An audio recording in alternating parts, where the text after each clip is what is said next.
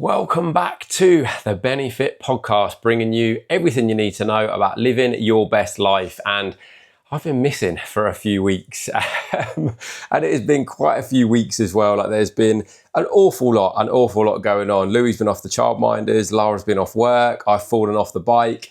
All of those I will give you separate little updates in due course. But in this particular episode, I wanted to talk to you about something that I think a lot of people get wrong. I also think a lot of coaches get wrong.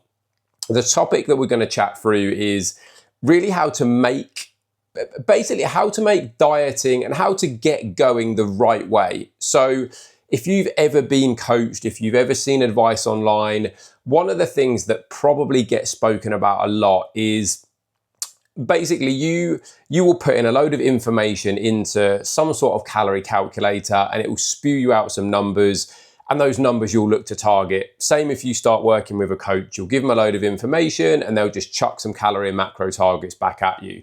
Now, while that might be well intentioned and those numbers might even be right, quote unquote, because they are always going to be a degree of estimate, here's where the problem starts. Because if you've never tracked a single thing in your life, and that is quite a lot of people, like never opened a MyFitnessPal, never weighed any of their food other than, if you're following some sort of cake making recipe, you've just never really gone through the process of tracking food at all.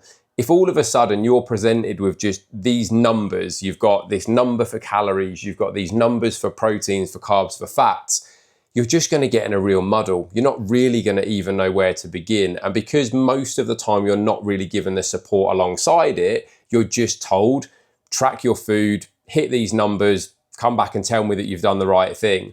As I say, it is well intentioned, but it doesn't massively help because you're just in a bit of a muddle. Now, where I believe the best thing you can do in this situation is simply start from where you're at. So one of the very, very first things that I will ask new clients to do for me is track everything they eat in a typical week for a week. So I'm not asking them to make massive adjustments to their diet. I'm essentially saying go for a week as you normally would, eat the way you normally would, but just log it and track it for me. Like weigh it as best you can, be as accurate as possible. I'm here to support you in terms of like that choice of app you use, in terms of how best to input figures.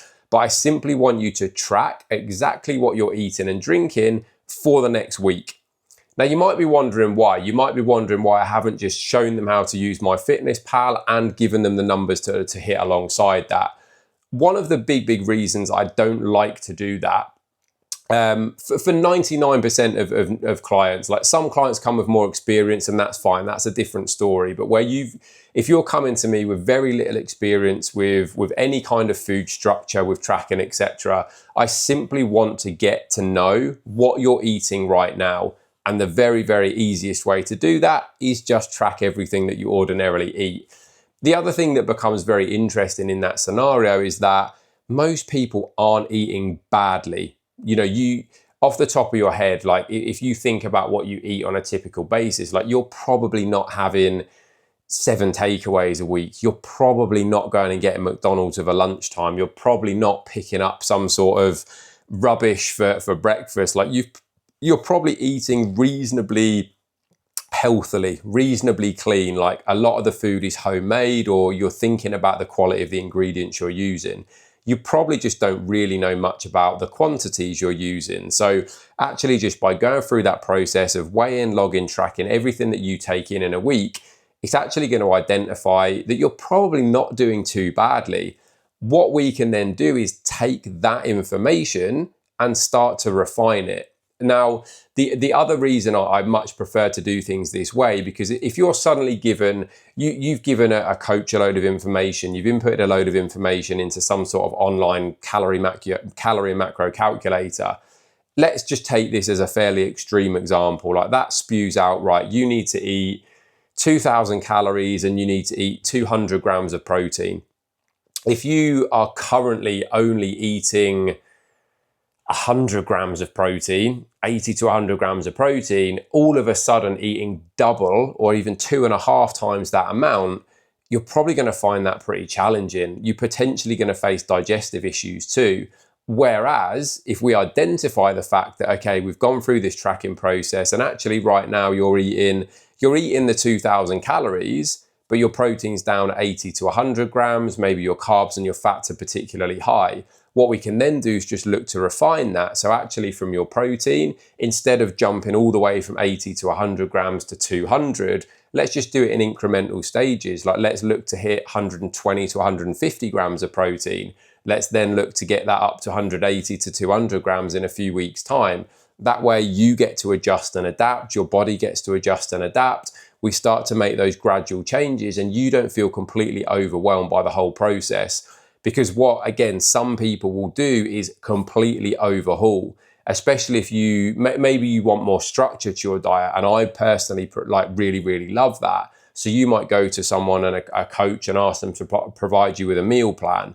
But if I don't know what you're eating right now, that meal plan is going to be a bit useless, to be honest. Like it can have the most incredible plan set out, it can give you the most optimal ingredients, but actually if you don't like those things, it's a bit redundant. I'd much rather know exactly what you are eating and drinking at the moment and then work with you to make the tweaks and changes that are needed to get better, to get closer to where we want those calories and macros to be.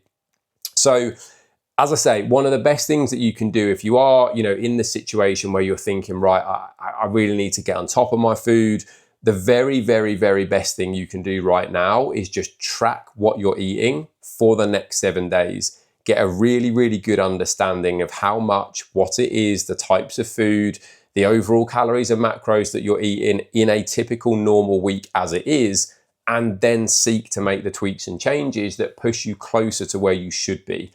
And if you need any help and support with that, please do reach out. I know it can sound a little bit overwhelming at times, but actually just starting from that point and getting yourself in a good position with food, it makes such a difference going forward. And even just going through that process of tracking, even if you then seek to use more of a structured meal plan approach, the experience that you'll have gained from tracking food is going to help you. And at some point in the future, you might want to move more towards that as well. So yeah, track your food for 7 days, see exactly where you're at, get a good feel for stuff. And from there, you can make the tweaks and changes needed.